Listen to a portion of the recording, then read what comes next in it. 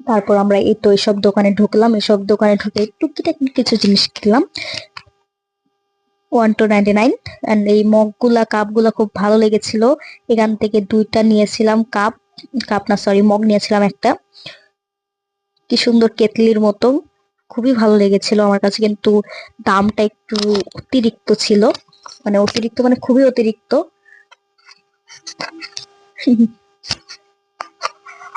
তো অনেক ফুল গাছ, মানে ওখানে প্রায় সিরামিক্স, তারপর আপনার ঘর সাজানোর জন্য অনেক কিছুই ছিল, বোতল টোতল অনেক কিছু ছিল।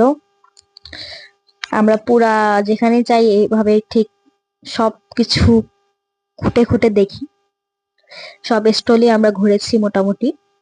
এন্ড এই মগগুলো অনেক অনেক আর কি হাই প্রাইস ছিল।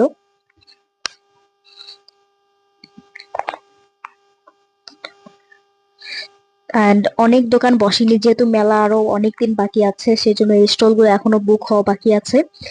তারপরে পুতুল টুতুল কাঁকড়া এগুলোর দোকানে ঢুকলাম, খেলনার দোকান, যদিও বা কিছু কিনিনি, শুধুমাত্র ভিডিও করার জন্য। এই পাশে ছিল জামা কাপড়ের দোকান, জামা কাপড় থেকে বেরোলে এখানে পিঠার সাজ ওগুলো বিক্রি করছিল। তারপর নাগরদোলা ছিল, ইলেকট্রিক ট্রেন ছিল, নৌকা ছিল। এন্ড এখনো কিন্তু মেলা কন্টিনিউ হচ্ছে, আপনারা চাইলে ঘুরে আসতে পারেন। খুবই সুন্দর একটি মেলা, মানে আমরা ছোটবেলা থেকে দেখে আসছি এরকমের মেলা। এখানে অনেক সুন্দর বেতের তৈরি জিনিস ছিল, রিক্সা ছিল, ভ্যান ছিল, অনেক কিছু ছিল, পালকি ছিল। এখানে লাইট ছিল মানে বোতলের ভিতর। এখান থেকে আমি একটা ফ্রিজ ম্যাগনেট কিনেছি। আমি আমার পিসিকে বললাম একটু ভিডিও করে দাও, বাই তো আমি কিন্তু আমি আর পিসি গিয়েছিলাম। তারপরে এখানে অনেক কিছু ছিল, অনেক মানে অনেক রকম ভ্যারাইটিস দোকান বসেছিল, যেটা বসে প্রত্যেকবার মেলাতে, বাণিজ্য মেলাতে।